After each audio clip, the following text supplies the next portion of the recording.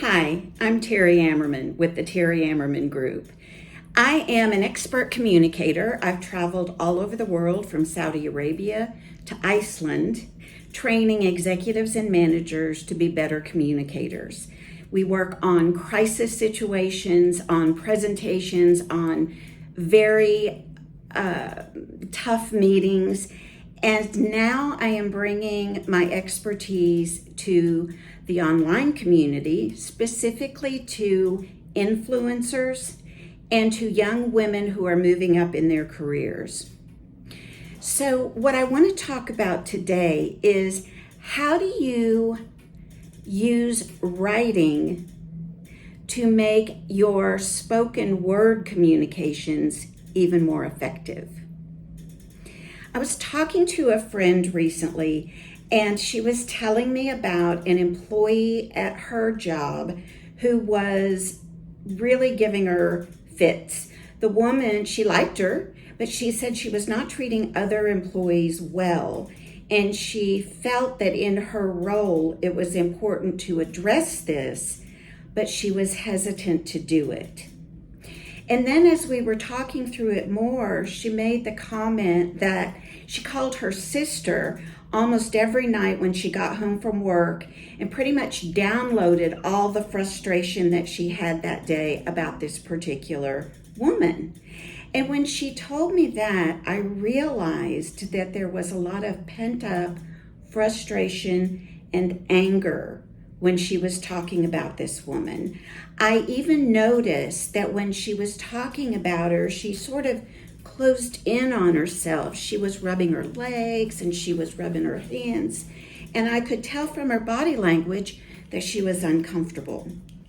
So, to answer the question, how does writing help you in effective communications? When I realized that she was essentially complaining about this woman every single evening to her sister, I also realized and know from experience that she's not going to be effective in reaching out to that woman as long as she's in that place of resentment and anger.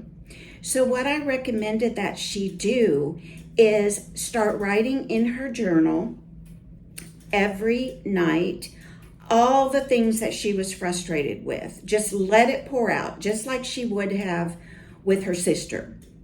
And then at the end of that, to write, every problem has a solution when I'm guided by God, or guided by source, or the universe, or whatever it is that you call that higher power, assuming that you have one. So you're going to say, every problem has a solution when I'm guided by God. And then the other thing you're going to write is, I am willing to see this differently. So you may need to do that. You could have to do it for 2 or 3 days. You could have to do it for 2 or 3 weeks, frankly. So the point of it is that you are allowing this information, this frustration to flow out of you, and you're giving it to the universe to do something with it. You're not just complaining constantly. And let me tell you, I have been a single mom. I've been divorced for 25 years. And I used to complain about my ex-husband every day to my mom or to my best friend. And it was, looking back on it, I'm frankly embarrassed by that. It was useless. It didn't solve any problems. And what will happen often with the people who are loyal to you is they'll just fan the flames. Well, you need to go to her and you need to tell her, or you need to tell that husband of yours. And all that does is make you feel validated in your victimhood. And that does not solve the problem, because what we're talking about here is that at some point you want to be able to communicate to this person to solve these problems. So what we're talking about is solving a problem, bringing a solution to the table, and you can't do that effectively if you're in a place of anger or frustration or resentment. So After you've journaled and you're seeking guidance, you're going to have a sense of how you want to approach this situation, because in an ideal situation, you and that person are on the same side of the table and the problem is right here. And you're looking at that problem together and you're working to solve it.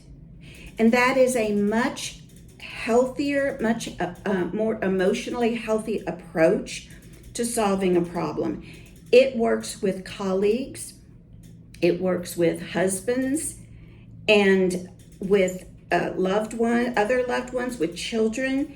You want to communicate in a way that is not angry, frustrated, or in a way that is going to bring out the defensiveness in somebody else. Because if you really think about it, we don't like to be criticized. We're not. I don't think there's anyone I've known that has truly enjoyed being criticized. None of us do.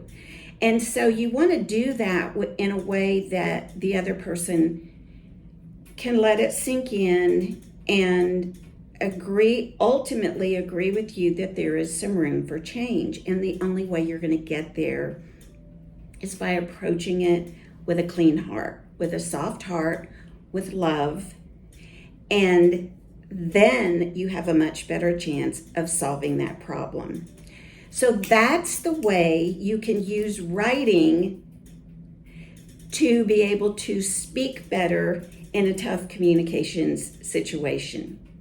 Now, I also wanted to tell you that I have a coaching package below.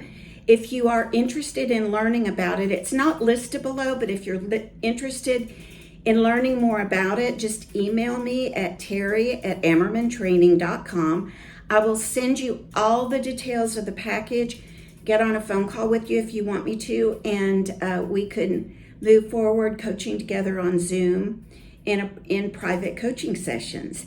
The other thing is, if you have some tough situations that you would like me to address, leave those in the comments below, or if you don't want them to be public, email me at the same email, terry@ammermantraining.com, and I will address your stories, your concerns, without using your name.